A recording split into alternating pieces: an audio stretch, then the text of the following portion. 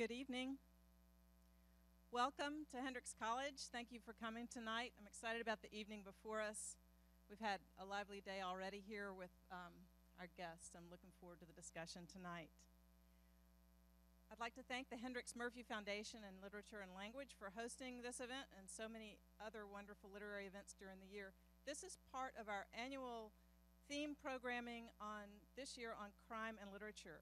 So if you have fun tonight, come back for more. We hope you do. I'd also like to ask you to please turn off your cell phones. And if you would, before you leave tonight, fill out your evaluation card and leave it in the box outside. We really do refer to these in our planning, and it makes possible more and better programming to come. So please remember those two things. And thanks again for coming. It gives me great pleasure tonight to introduce my friends, Gene Lyons and Mara Leveritt. I must have met both Gene and Mara soon after I moved back to Little Rock in 1985, because I can't remember not knowing them. Yet I can't quite remember in either case how we first met. Was it through mutual friends who were journalists, candidates, or publishers? At a political event or a neighborhood potluck? I do remember enjoying homegrown meals at Mara's table back when she lived in the country before she moved to town. I remember loitering on the sidewalks of Hillcrest to talk to Gene back when he lived in town before he moved to the country. I also know that with both friends, I could count on our conversation to be spirited, political, and intense. And in both cases, there were always dogs milling around under our feet. For both of these writers, as public-minded as they are deeply domestic people, devoted to their families, their homes, and their menagerie. Gene, a New Jersey native, earned his undergraduate degree at Rutgers and his PhD in English at the University of Virginia. He has taught at UMass Amherst, the University of Arkansas, the University of Texas, and Hendrix. Each of his nonfiction books rates what, from me, is that high praise reads like a novel. A winner of the National Magazine Award, Gene has been an associate editor at Texas Monthly and a general editor at Newsweek, and has written regularly for many of the nation's best magazines. For years, he was a columnist for the Arkansas Democrat-Gazette and had the honor of being regularly castigated in letters to the editor.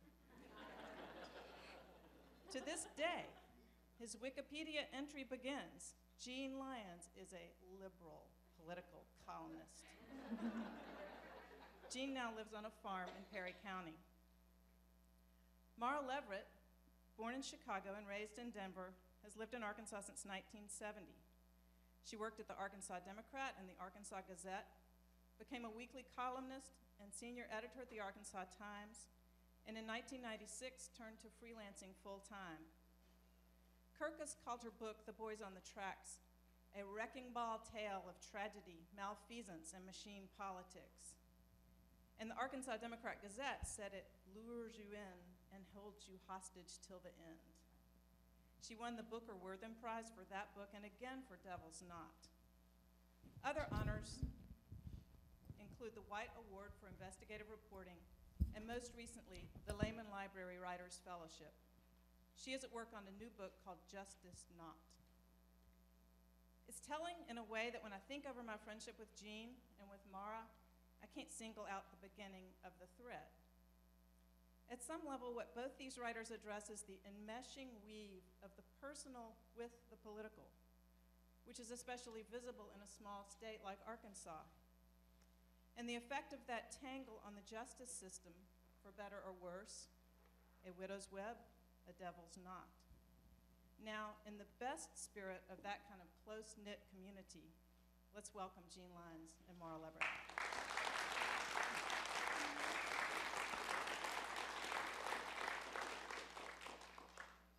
Hope I don't think I've ever been so nicely introduced. Thank you. And who knew Widow's Web and Devil's Knot went together so well? No, it's a surprise to me how well the themes of the two books sort of are complementary. although the situations that spawned them were very different. My problem in talking to an audience about this book today, the book is now, it's now almost 20 years old. It was published in '93 about events that took place 30 years ago. I'd had to reread parts of it because I'd forgotten a lot of it, honestly. The problem for me in talking about it is that when I first started to talk about it, it is about a pair of homicides happening in 1981 and 1982, which became the object of a statewide obsession and political sideshow and media frenzy in the state of Arkansas. It was really all anybody talked about for 2 or 3 years, other than the hogs. And I was used to talking to groups that were familiar in the broadest outline with the figures in the drama, the characters in the story, and with the events in the way that we're familiar with the characters in the ongoing Republican primary spectacle that we're going on now. And so I'm not used to telling anybody what it's about. I'm used to sort of saying, well, ask me something and I'll try to answer. So for those who don't know the story, if I just say very briefly what it's about and say how it complements Mara, then I'll let her talk, encourage her to talk. The book is about a woman in North Little Rock who murdered her husband in his sleep in 1981 in circumstances that convinced the first homicide detectives who walked in the door she done it, and that's that. But it was not that. She was an extremely gifted sociopath with a teeming imagination who was very good at telling stories, creating scenarios, emotional scenarios that drew people to her and got them into this exciting imaginary world that she had created, and getting them to do things that when everything ended and it was clear what had happened, I don't know how many people I interviewed in connection with this book who said sort of, what was I thinking? And who had that experience that you have sometimes with people where they suddenly realized that everything they thought they knew, that their experience of her was like a photo negative. And they suddenly had this flash in which everything that they thought was black was white, and everything that they thought was white was black, and the truth was the obverse of what they thought. And suddenly, oh my God, she did it. But I can't let her know that I know she did it, or she might do me. This happened to a lot of people. One guy who really went in over his head in various of her adventures said to me, he said,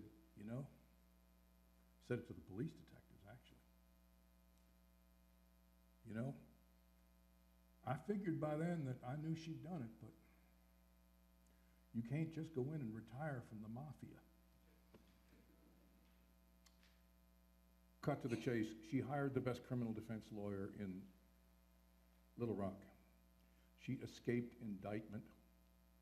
She threw a party for the non-indictment and invited the press. There was a picture of her on the front page of the Arkansas Gazette popping a champagne cork with her new boyfriend, her husband not in his grave 4 months, with a look like this on her face.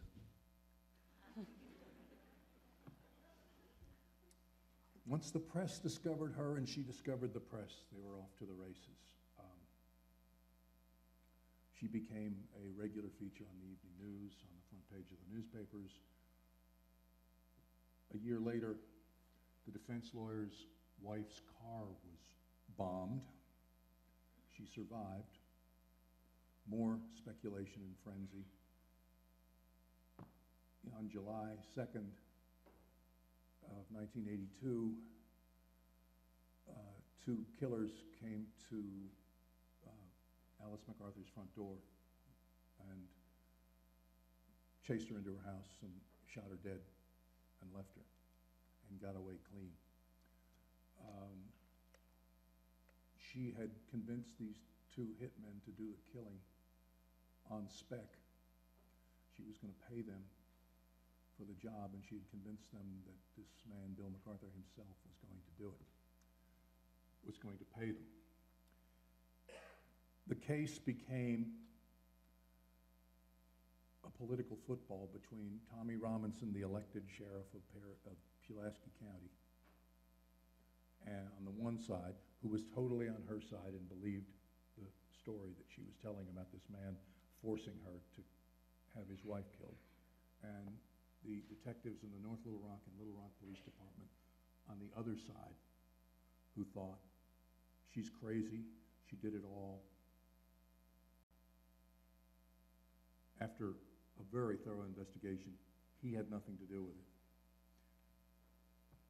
The county prosecutor, who was in the middle, and Little Rock's two competing newspapers, which took, well, the Arkansas Democrat took her side from the beginning. The Arkansas Gazette took the other side some of the time, and it kept jumping back and forth.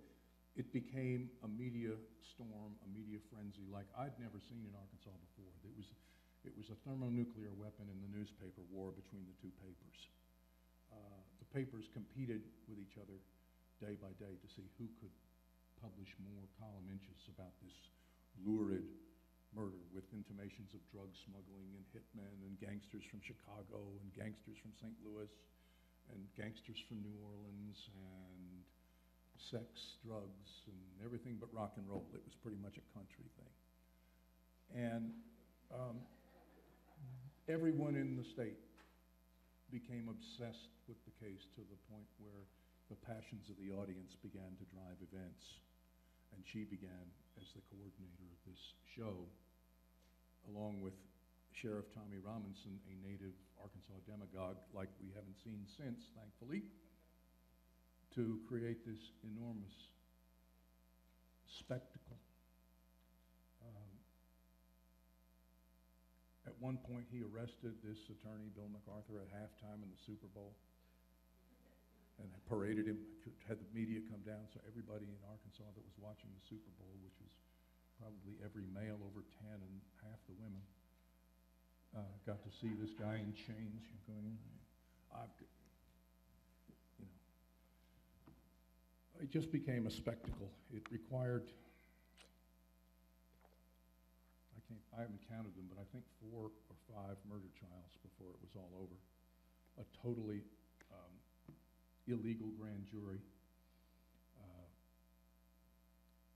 It just went on and on and on, and it finally ended with all the right people in prison, with none of the wrong people in prison, but with most people in Arkansas thinking somebody had gotten away with murder. That a rich, debonair, society lawyer had gotten this poor, innocent, beleaguered woman to murder his wife, to have his wife murdered, and then got away with it. So that's sort of where I came in. And I just decided I thought that if you were mad and obsessed and read every word of the newspaper coverage and subjected it to the kind of scrutiny that you subject a PhD thesis, you had a fairly good idea what happened. But if you were just the average person watching TV or scanning the headlines of the newspaper, you didn't have a clue. And nobody in Arkansas had a doubt, however, about what they thought. And that's where I came in. So I just wrote this story about a time that the criminal justice system was almost destroyed by a combination of mob passion the media, and I think I can say this now, 3 sociopaths working in close concert, one of whom was the murderess, another of whom was the sheriff of Pulaski County, and the third was the editor of the Arkansas Democrat. It was an astounding public event, and one that the system shook, it almost broke, but it didn't. And I came through after the fact to sort of try to sort it all out and figure out what happened and try to report as well as I could how this happened. Because all the time it was going on, people said, could this have happened any place but Arkansas? And the answer was no. I mean, it was a very local drama told in local tales, but then all murders are. Then along comes Mara with the next big Arkansas murder and folk right and public spectacle in which the media roared. The system was placed under tremendous pressure and failed, fell apart. You're up. Okay, thanks. Yes, I think that the things that I wrote about, the events I wrote about in Devil's Knot, the arrests, convictions, and sudden release last August of the West Memphis Three are very current events. The saga's been going on for 18 years, but it is still going on, and the system, our criminal justice system in Arkansas, is under intense scrutiny around the country, around the world. I think that scrutiny is only going to get more intense as more media is focused on it. There are debates raging about the ethics that were involved of just about everyone from the police force to the prosecutor, to the judge, to the justices on the Arkansas Supreme Court. So we're going to get a good going over here in this state. It has not yet begun, I think. My impression is that by releasing Damian Eccles and Jason Baldwin and Jesse Miss Kelly from prison last year in an unprecedented Alford plea, which allowed the men to say, I am innocent, but I plead guilty, and allowed the state to avoid a new humiliating trial that they expected to be ordered, and say, okay, we'll accept that plea on your part and let you go today on time served. So one man walks out of prison, death row in Arkansas, does not even go through a new trial, and this all was done in a matter of 2 weeks from start to finish. The proposal was made, accepted, and one day, taken, all 3 of them taken in chains and in a van from each of their prisons, taken to a courthouse in Jonesboro, where the next day, placed in suits, wearing suits, they appeared before a judge, and by noon, they were out in front of the courthouse, hopping into, 2 of them into a van driven by bodyguards for the musician Eddie Vedder of Pearl Jam, and the third getting into a car driven by his family to take him back home to Marion, Arkansas. Nothing like this has happened before. It's the talk in legal circles. It has been the talk. I mean, the injustice of the case has been the talk of the internet for a long, long time. My book, my entrance into the story was being aware in 1993 when the murders happened that very quickly after the murders took place, there was a month between the murder of 3 children in West Memphis, the finding of their nude bodies bound and submerged in a drainage canal, to a month later that the three teenagers there were arrested and charged with the crime based on a very convoluted, error-filled confession given to police after 8 hours of questioning, or during 8 hours of questioning, only 2 parts of which were recorded. And there actually never was or ever has been any more evidence against those 3 than this one statement. And for example, what he said, the police knew that the boys had been in school all day and were last seen at 6:30 at night. The police knew that they were bound with their own shoelaces, black shoelaces and white shoelaces. But when they questioned Jesse Miskelly, who started off, he was a 17-year-old boy with an IQ of 72, had been in special ed throughout his school until he dropped out in high school. And the police knew of him and of his family and knew his status as a slow kid. And they questioned him. He started off saying, I don't know nothing about those murders. He got to saying, okay, well, I did see Damien and Jason commit those murders there in the woods. Then he got to saying, okay, and at one point one of the boys tried to escape, and I grabbed him and held him for them to finish off. And when the police asked him, well, when did all this happen? He said it was in the morning. We got there in the morning, and the police knew that that was not true. So they said, well, Jesse, could it have been a little bit later? And he said, well, it was closer to noon. Then they said, well, are you telling us it was about dark, Jesse? And he said, yeah, it was getting dark.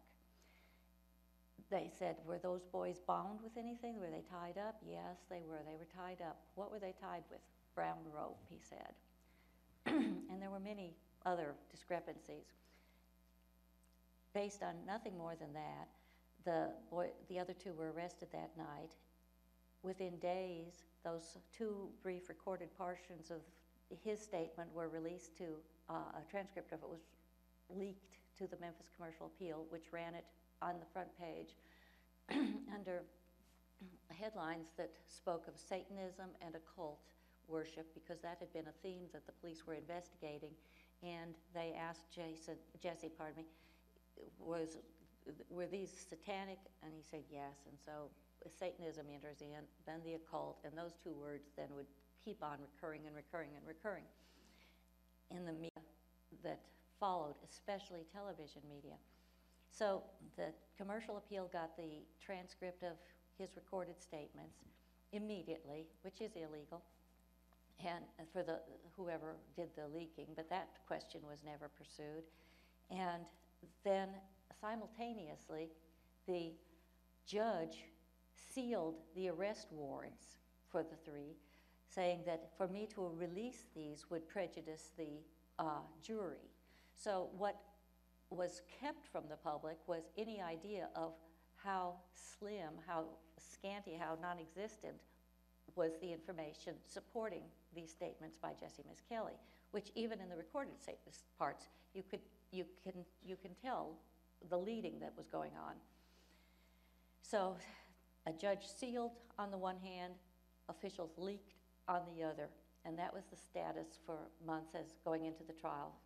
Jesse Miskelly was tried first in February of 1994 and convicted solely, as the Arkansas Supreme Court noted in its, when it affirmed his conviction, solely on the basis of his confession. The other 2 were tried subsequently, and the prosecutors could not bring in Jesse Miskelly to testify against them because he himself personally refused to go back into court. He had rescinded his statements and pled not guilty, and he, despite offers of a reduced sentence after he'd been sentenced to life in prison, he did not go back in and repeat his claims in court. So because of the Sixth Amendment right to face your accuser, they were not able to bring that up at the second trial of 16-year-old Jason Baldwin and 18-year-old Damien Eccles. The prosecutors asked for the death penalty for all 3 of these kids. Lacking anything else, the prosecutors raised evidence of motive, and they said that these were the killings were motivated by Satan worship, and they brought in a so-called expert on the occult, who it was revealed had no credentials from anything but a mail order university, and he testified that there were 3 victims, big symbolic number, even though the defense raised the point, well, isn't that symbolic number in Christianity too, for instance, but glossed right over that. Then the fact that there was blood and water commingled because the one boy appeared to have been castrated, and the bodies were placed in a drainage ditch, and there was all the blood and water was also highly significant, and there was a full moon that night. There was no candle wax at the scene. There was no evidence of robes, no pentagrams carved or painted anywhere, nothing overt, but this, on the one hand, the claim that these murders bore, as he said, the trappings of the occult, and then on the other hand, against Damien Eccles in particular, saying that he read books by Stephen King, Anne Rice, Dean Koontz. He wrote poetry that, as Bob Lancaster of the Arkansas Times wrote, if he'd copied Edgar Allan Poe, God help him, and that he also wore black even in the summer, and so all of this put together was enough to convince that second jury to convict them both, sentence Damien to death and Jason to life in prison, as Jesse had been. Because of a fluke, those trials were video recorded by HBO. It never happens, and I am on a crusade to do 2 things for the rest of my life, and that is to ask everyone within hearing of my voice to work to get requirements that police agencies have to record interrogations, questioning, police interviews from beginning to end, at least by audio and preferably video record. That is crucial life and death evidence, and in many cases, certainly the surrender of liberty evidence, and it goes into courts of law. We can put on YouTube Gene and me up here yakking, which means nothing, and it could be around the world in 20 minutes after we're through here tonight. But a statement taken by police of someone that is going to be, a statement that's going to be put into court need not be recorded in any form other than a police officer's little abbreviated notes, said this, said that, said this, paraphrasing. So, and then turn it over to the suspect and say, sign here. So that's one thing. And the other thing is, we must start recording, either live streaming, video recording trials. The reason that the West Memphis trials were recorded was that the HBO crew came down thinking that this was going to be one hot story, 3 satanic killers, teenage killers in the South and so forth. And then they come down and the judge says, oh, we don't allow that. We don't allow cameras in the courtroom here. Hardly anybody allows cameras in the courtroom in any state.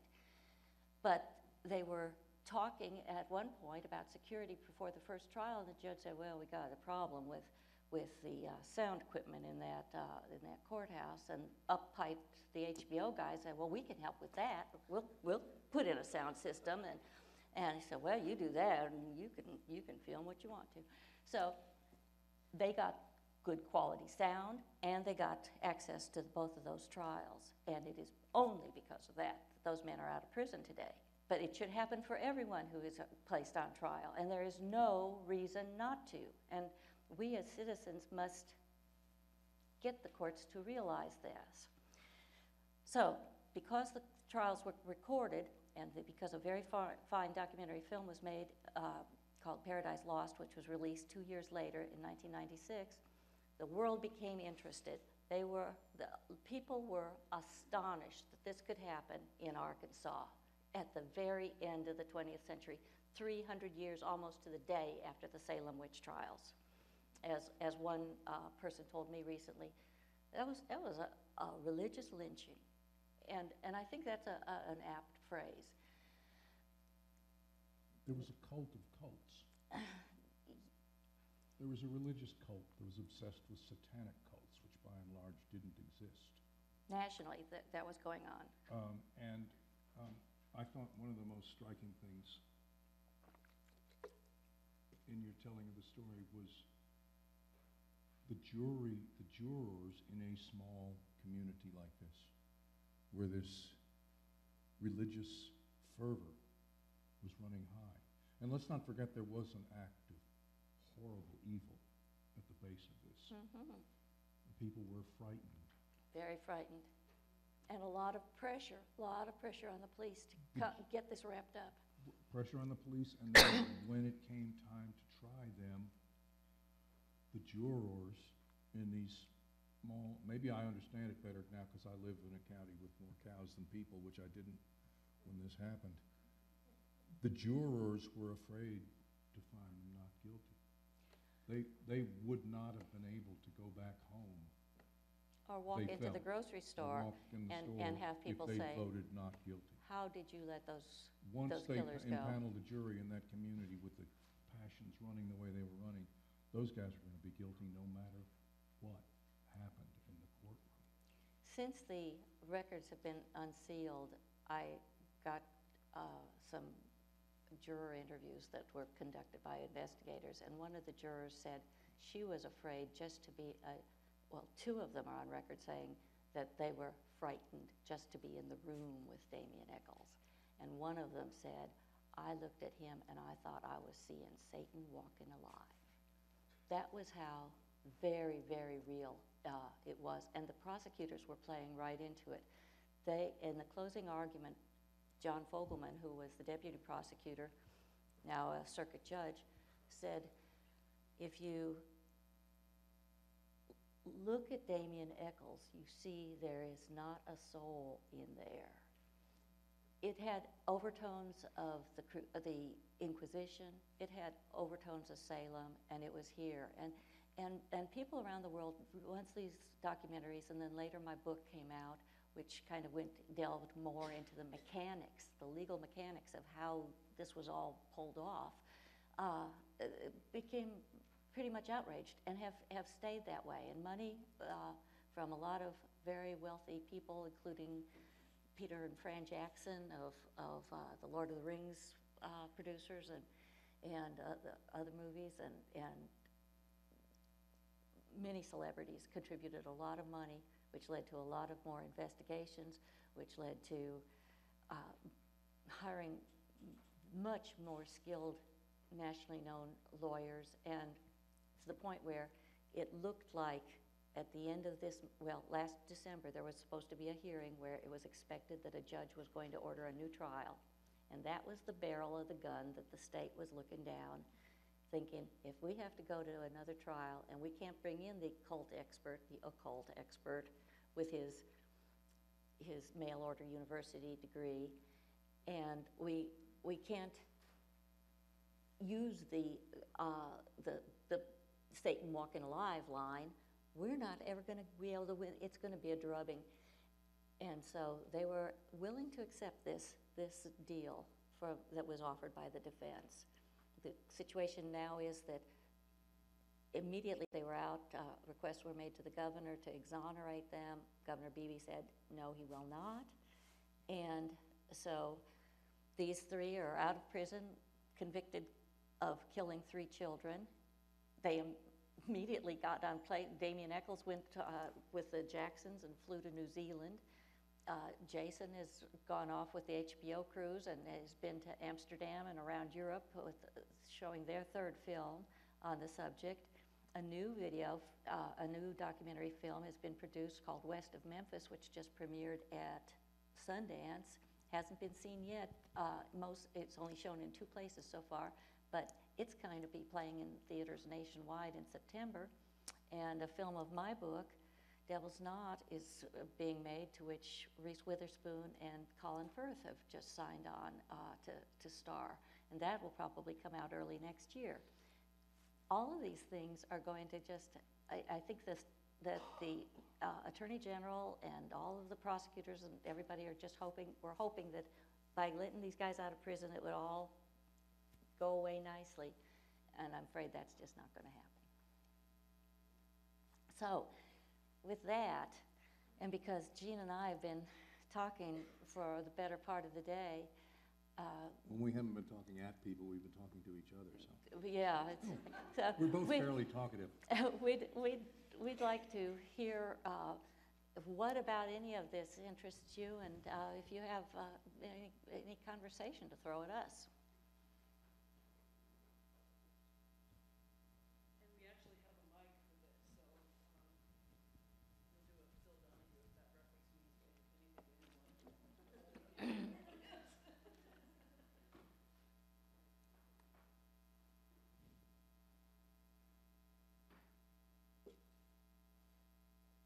Reading Mara's book, I was really moved to reflect, for not the first time, but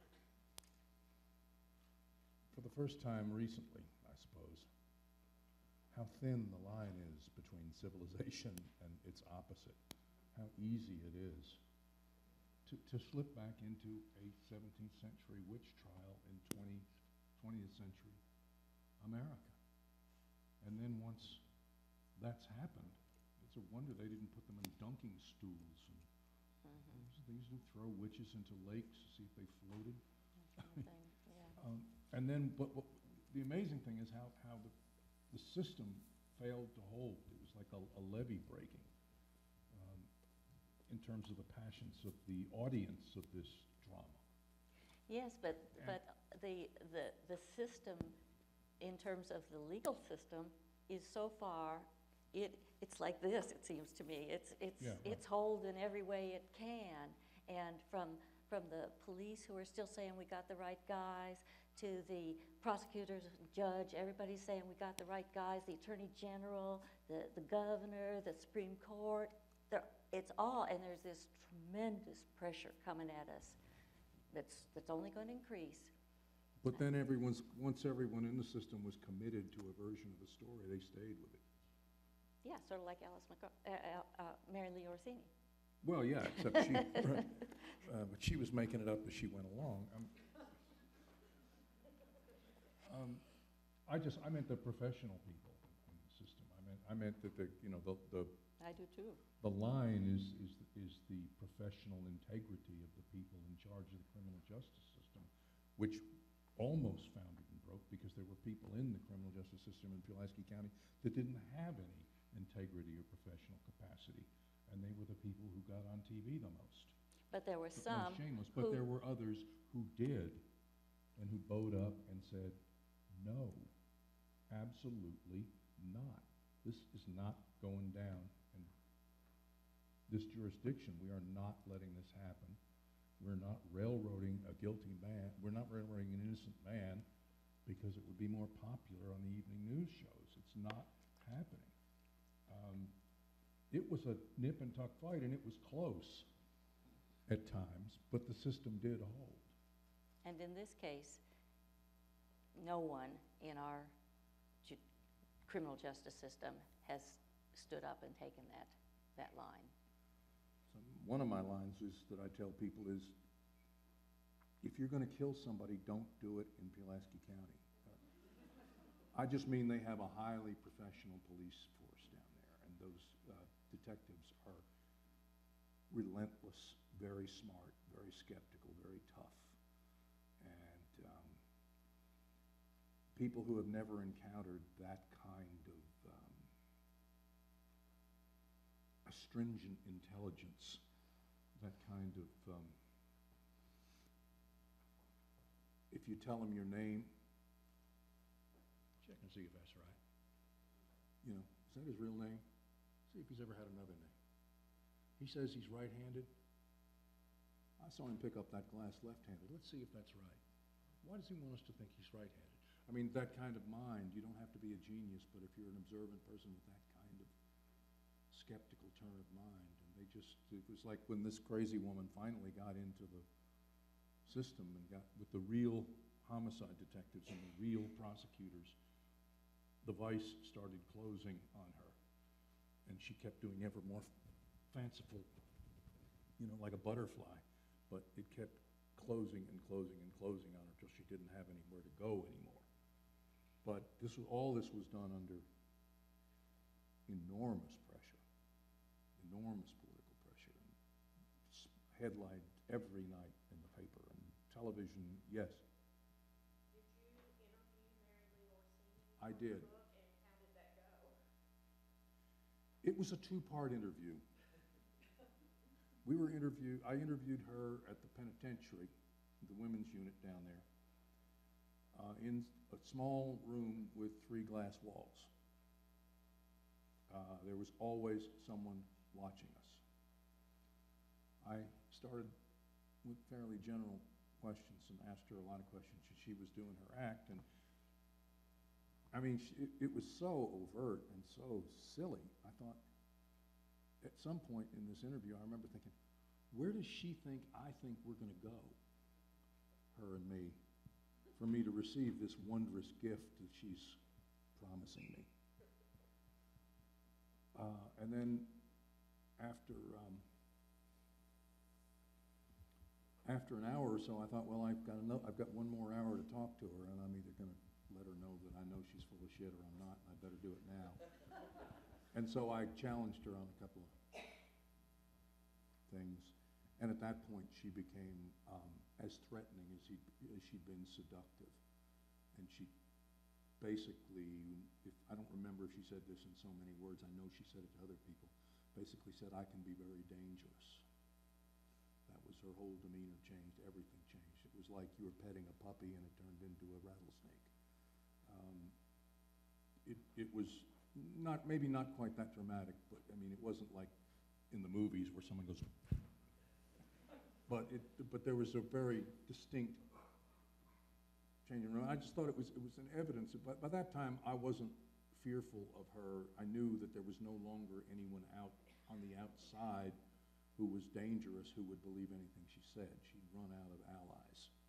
All of the various men and women, she fooled women too, who had ever done her bidding, had ever done things for her, bought dynamite for her, that sort of thing, you know. They were not, they were either in the penitentiary or they were gone from the scene. So it was a very odd experience. I'm sure that if I'd continued to let her spin her stories, I could have gone down there every week all summer long, and she would have continued to spin them. She was still convinced she could talk her way out somehow. And I'll say this because somebody may bring it up anyway. She did give a confession ultimately. Oddly enough, she had heart disease, didn't know it, but she confessed to the crime and gave a full confession, exonerated Bill MacArthur, who had already been exonerated in the courts, but perhaps not in the public mind. And Did she say she committed both murders? Pardon? Did she say she committed both Yes, murders? she admitted the first one, yes. She admitted the first one, and she admitted scheming the second one, and she said that she didn't have, that Bill MacArthur had nothing to do with killing his wife. However, they did have a passionate love affair, and she was jealous. All I know is that she had given the police 6 or 8 different places where she and MacArthur had supposedly been together, and they were never able to put them. The detective that did the main work for the police said we could never even put him in a suspicious circumstance. As far as we know, he was never alone with her. And some of the things she told us we were able to prove were false. I mean, he was lucky. If it was me, I'd be in jail because no one knows where I am or what I'm doing all day. If you're like him, you have a schedule, and at the time when he was supposedly having this passionate interlude with her and bringing her $25,000 to pay for the killing, he was actually inside the Cummins unit interviewing a client. There's no better alibi that you can have than he checked in at this time, he checked out at that time. my feeling about it, I can't prove it, but I learned from the cops that dealt with her and learned by watching her and thinking about her over the years. I think her purpose, the confession itself was manipulative. She knew that Mike Huckabee would not pardon her unless she A, admitted the crime, B, found Jesus. And I think the business about MacArthur was thrown in there to position herself as a woman scorned. I mean, I thought the confession was as manipulative as anything she ever did. I think that's the point of it, to try to get Mike Huckabee to pardon her. I was wondering to what extent that you thought that these events could have only happened in Arkansas and in this specific context, or if they were indicative of a larger system of injustice. Are you asking Mara? I'm asking both of you. Pardon? I'm asking both of you. A lot of people think that are anxious to dismiss the things that I wrote about in Devil's Knot as, well, that's Arkansas. And I'm quick to say that it's true that I don't know of any other place where so many bad things have come together in one case, with also the extraordinary factor of that the trials having been filmed thrown in. But everyone knows that there are, I mean, everyone who does this kind of stuff knows that there are elements that we see in this case, the West Memphis case, that appear everywhere, every day, throughout the country, which is why I am saying, you know, we all need to be citizens again who have our access to the courthouse and are aware of what's going on in the courthouse. And so my answer is, it's not just Arkansas at all. It was kind of, and in fact, I'm pretty heartbroken that it was Arkansas. I would say the terms of the case that I wrote about, the particulars of it, could only have happened in Arkansas. It's the way people talked about it, the way people thought about it. I had one passage that kind of encapsulates that. If you don't mind me reading to you very briefly, and then I want to make another point. This man's name is Bill MacArthur. He's a criminal defense attorney. If he wasn't the best defense attorney in Arkansas, he was certainly the handsomest. He was a very good-looking man. He was portrayed as a debonair aristocrat, okay? He put himself through college riding bulls in the rodeo. That's the kind of debonair aristocrat he was from. The kind of debonair aristocrat that grew up in Van Buren County, where we have a lot of big plantations, you know. But this is how it went. To those who knew him personally, the earthy, blunt MacArthur was about as debonair, to use another newspaper catchphrase, as the Grand Ole Opry. No matter, from one end of Arkansas to another, everybody knew somebody whose brother's ex-wife's cousin lived next door to a guy who worked with an old boy who said that Bill MacArthur would steal the nickels off a dead man's eyes. Radio talk show hosts allowed their callers to indulge their most perfervid fantasies over the air. Pretending to be shocked and horrified, Arkansans were having the time of their lives. The titillated public waited expectantly for the other shoe to drop. It was the popular thing to believe, said Doc Hale, Little Rock Assistant Chief of Police. It was the popular thing to believe, said Doc Hale. You could ask the ladies under every hairdryer and every beauty shop in Arkansas if MacArthur was involved, and they'd say yes. They didn't have to know the first thing about the case. They just knew. That said, every kind of community is capable of raising a lynch mob. We saw one at Duke University in Durham, North Carolina. How many years ago was it? A whole lacrosse team preemptively declared guilty with how many faculty members signed petitions about the outrage of having all these dumb jocks going around raping girls on campus.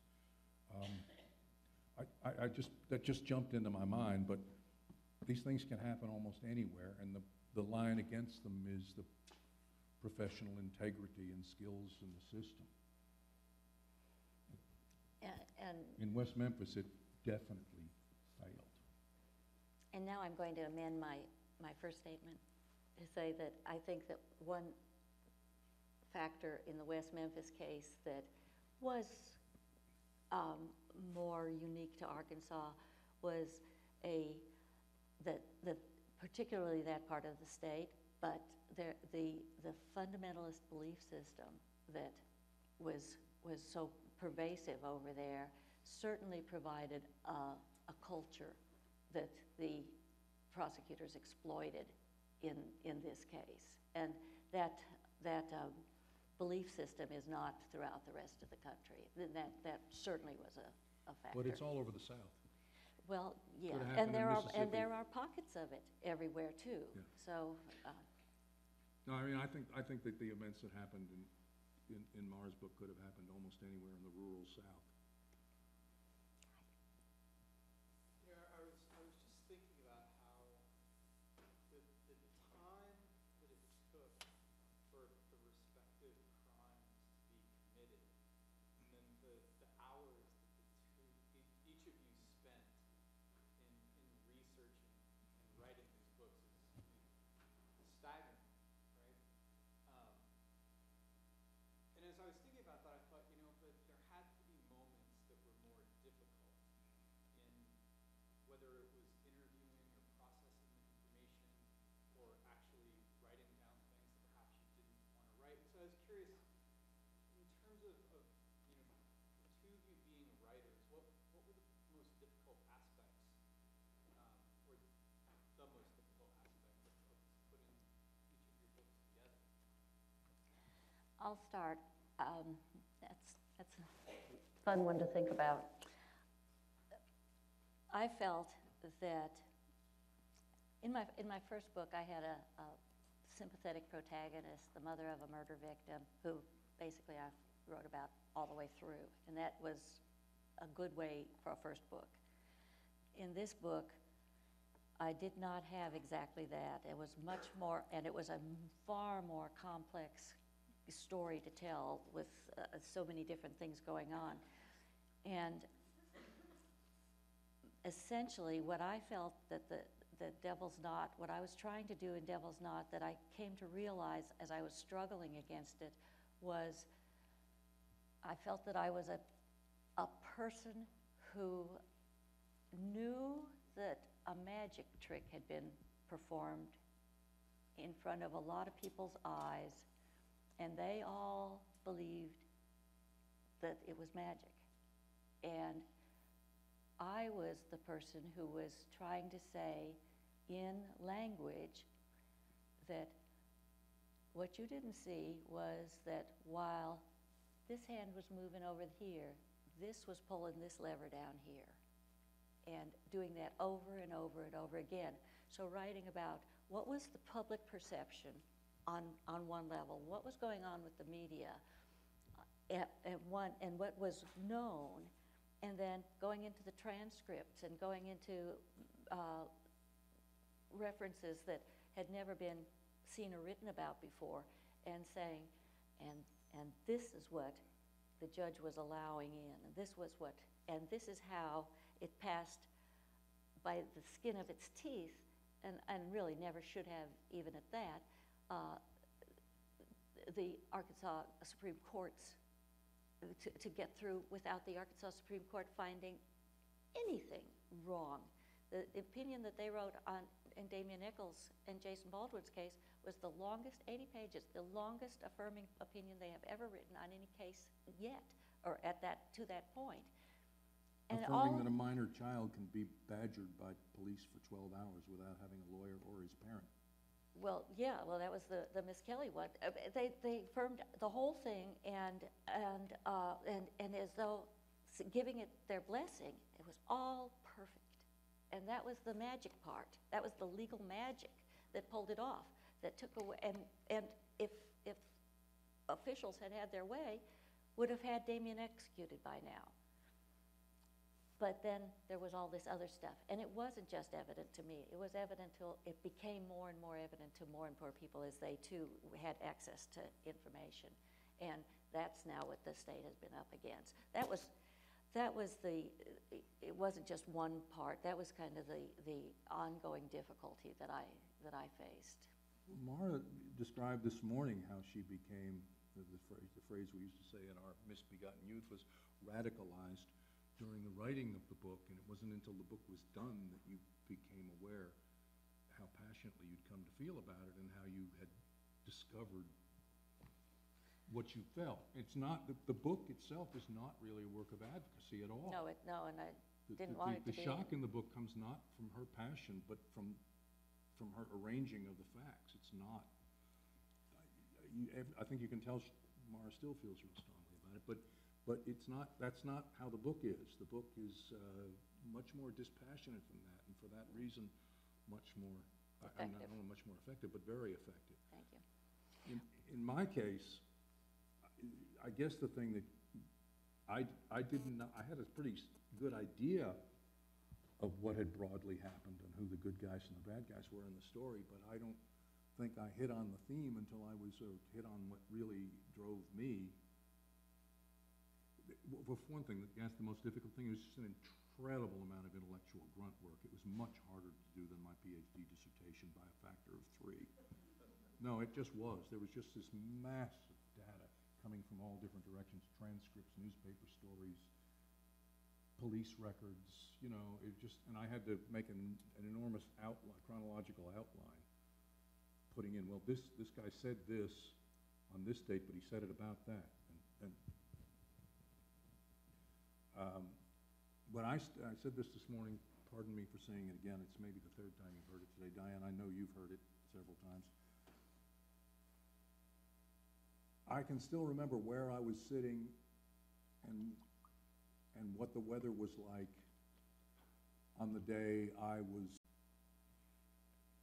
comparing a front page account in the Arkansas Gazette, which then prided itself on being sort of the New York Times of Arkansas, something that I can't say without irony anymore, since I don't think there's a New York Times of New York. But, well, there is again, but that's a long story.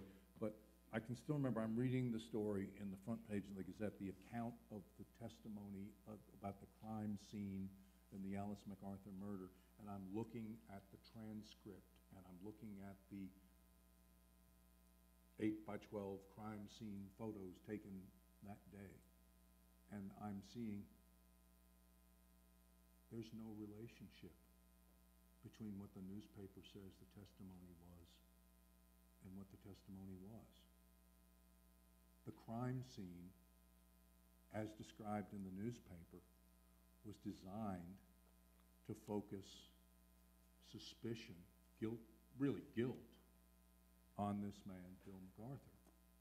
It has nothing to do with what the actual testimony was. And to make it less mysterious, the woman was pursued through her house by these killers. She ran into an 8x12 walk-in closet in the master bedroom looking for a gun, reached up to get it, and they shot her in the back of the head. She fell down. A bunch of clothes fell on top of her. It took several people searching the house for quite some time to find her. That was the evidence. The story in the Arkansas Gazette, front page, above the fold, described her body lying across the door of this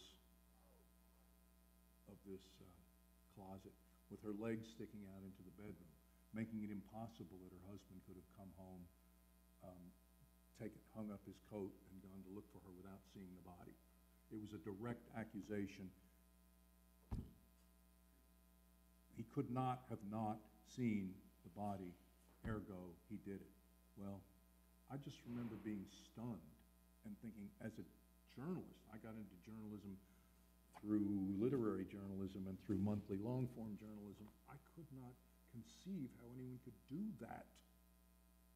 I couldn't conceive how it got into print. And that's when I started feeling passionately about the case. How could that happen?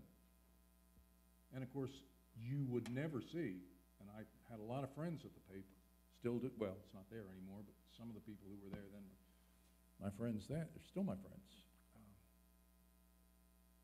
You would not see the Arkansas Gazette do what the New York Times never did with regard to Whitewater. You would never see them say, well, you know, we got that inside out and upside down and backwards, and we're sorry. We accused a man of murder on bad evidence. Then the reporter was taken in by the county sheriff, and she printed what he was telling her, not what the testimony was. Questions? Hey, excuse me. Yeah, I've been watching these girls like kind of running around trying to get the microphones to people. So, okay. But this is a question for you, Mara. Where does the Satanism even come into this? Like what made the police ask the boy, you know, hey, is this Satanism? And he was like, yeah, it's been 8 hours, let me out. But like, where did Satanism come into this? In the late 1980s, there was a phenomenon that kind of spread across the country, and it started, if I can compress it, with psychologists who were working with patients, and some of them were hypnotizing them. Mostly this was with women, and under hypnosis, some of these women began having what they called recovered memories. And these were memories from their deep buried unconscious of having been ritually abused as children. Some of them even went so far as to say, oh, and I also remember seeing children buried in the backyard and so forth.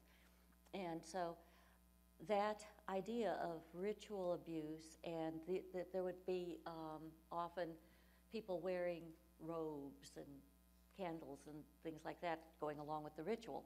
And so then that was associated with the occult and Satan and black magic and so forth. And so that set the stage.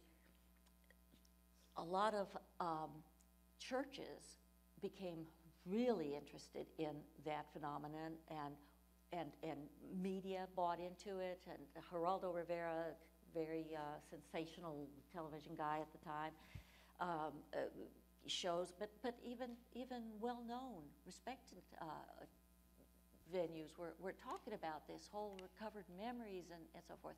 Women's groups got really big into it. And so there were the psychologists, then the churches. Well, if it's Satan, we got to get in here too and combat that. And so there was a lot of stuff about warn your children about Ouija boards, and don't let your Dungeons and Dragons was kind of a thing at the time. Warn your kids away from that. And then there was and the police, of course. Now, if there's murders and kids being buried in backyards, we got to get involved with this too. So there was this whole network of interest and buzz around the country about this.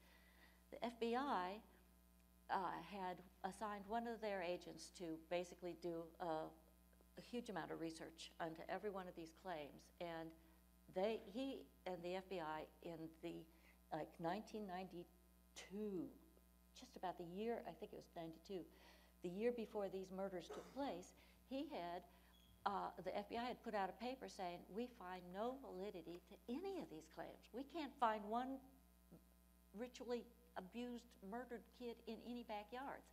And so I was, because this was the kind of reporting I'd been doing, I was well aware of this thing, and I was aware of the FBI paper. But meantime, there were people going around Arkansas. In fact, the Placer County coroner at the time had now branched into going around teaching police departments how to warn your kids off of Dungeons and Dragons and so forth, and the Ouija boards, and he was giving seminars to police agencies. And the West Memphis, he was in touch with the West Memphis police, and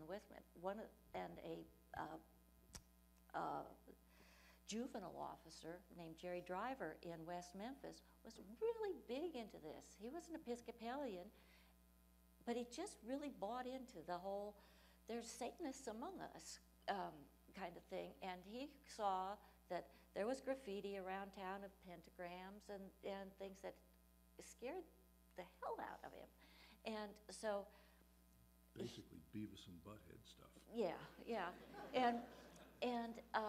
And so I think what happened was now we got 3 murdered kids, brutalized and murdered. At least that was the crime lab's opinion at the time.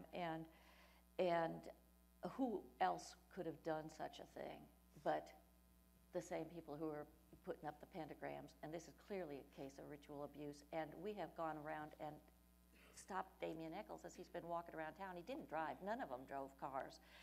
And this juvenile officer would go up to him and say, Damien told me one time that they presented him with a plexiglass little pyramid that had some words in Latin written on the bottom. And Jerry Driver stuck it out the car window at him and said, "Tell me what it says." And he didn't know Latin. I thought they taught Latin at high school. But also, Damien was an arrogant little teenager who thought he knew it all and very condescending to these officers, and so they were like this. So that set the stage, kind of. And once the murders happened, ipso facto, it must have been Satanists. There's a very good book before Mars, not about a particular case. When we were sitting up here earlier, I was having a mature moment trying to remember the name of a friend in Austin. And I just blanked. And when you were talking about it, Remembering Satan by Lawrence Wright. Oh. There's a writer in Austin who wrote a book called Remembering Satan, which is all about this whole Period. movement of people. It's a debunking book about this entire movement. Look, there were stories in the Little Rock newspapers about. Do you remember this, Hope, when they were suggesting that cats that were disappearing in Hillcrest were being taken by Satanists for their unholy rites? That people were kidnapping cats and taking them for their. Pardon? Bird lovers, right? No, it turned out, of course, it was coyotes. And somebody finally saw a coyote carrying a cat across the Little Rock Country Club golf course. And a light went on, and then people learned to bring their cats in at night. Would you accept a question from Episcopalian?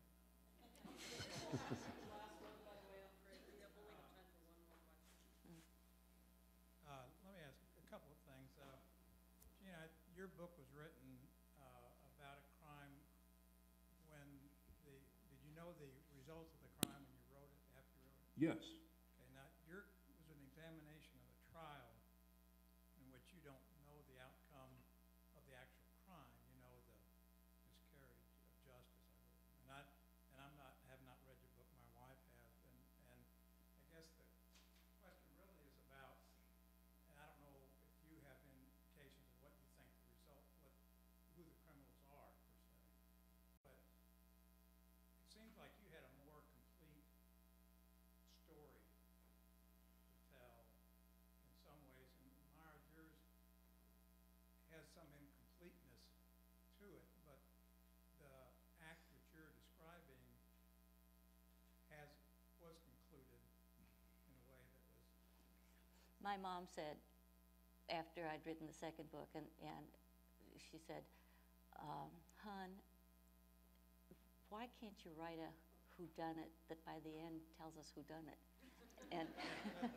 And neither of my books have done that. Well, and I guess, and I don't know where I'm going with this question, but I think part of it had to do with during the time you were writing it, if the crime had been solved in some way. Was that in your mind at all, or you were just trying to focus in on this miscarriage? Oh yeah, I was. Right up to the last period, I was ready to take in any new information, and there was new information, and there still is new information. There's still fibers being tested right now. And so I was ready to, just as these documentary films have been kind of keeping up with it as it's been going along, and there's a lot sort of still happening. Do you know the answer? To who committed the murders? Yes. Well, I know that I can say this as a true confession. I made the same mistake that I am upset with the police and prosecutors about, in that I fell into the trap of thinking I saw it clearly. And I focused on one of the stepfathers very hard. And it's true, he needed to be focused on, and he wasn't focused on hard enough by the police, and he had a lot of stuff that made him a worthy object of focus. But since then, now there's significant evidence, not conclusive, but that points to a different stepfather entirely, and he was never questioned at all by the police. And so I'm humbled by my own experience, and realize how human everybody involved is, myself included. But no, we still don't know. It's hard enough for people that do have the power to put people under oath and put them in jail and cross-examine them and make them testify and have the state crime lab at their back. It's hard enough for them to solve murders without people like me going and try to set themselves up as amateur. And what Gene and I sleuths. need is subpoena power. If we had subpoena... What happened, one of the things we talked about earlier was the number of times when I was interviewing people in connection with this book, and this happens to journalists all the time, and most of the time you just sort of go with your instincts and you protect people. When people forget who you are and what you're doing and what the power of the press, I was thinking of one woman in particular who started to tell me the story of her divorce and told it to me in great detail, crying the whole time. And I thought, don't tell me that. I don't need to know that. You don't need to be telling a reporter that. I mean, I'm taping it. I could use it. You said it freely. I didn't use it because I thought, you know, I can't do this to you. You don't have any idea what this will do to you if it's in print. So I didn't use it. But no, I mean, normally, you can't make anybody, there's no, so it's really foolish to set up. The only thing you can do is you can rethink things and you can think critically about it and you can go back over it. And the advantage I had, yes, I had all the records, everything was done, all the official records had been taken. But by the time I got to the end, not only would, you get to the point where, yes, I've heard that story before, yes, I've heard that one before, but I could call one of the prosecutors or the cops and say, did you know this? And get back, no, get out of here, you're kidding me, is that right? Did that really happen? And because everybody wasn't always on the same page, everybody didn't know. I'm the only person that took it all in one place and spent 3 years poring over it. So when you get there, you're pretty confident, but could I solve a crime? There's a lot of suggestions in the book about things that may have happened, but I can't prove them. We said, but there's a couple of people who have been trying to ask. One more? We're actually out of time. I'm really sorry about this. I've been asked to get us headed towards the reception and the book signing, so there will be opportunities Yeah, we'll be to out there. talk in the lobby and have a nice, relaxed conversation with some refreshments. Thank you so much. Thank you.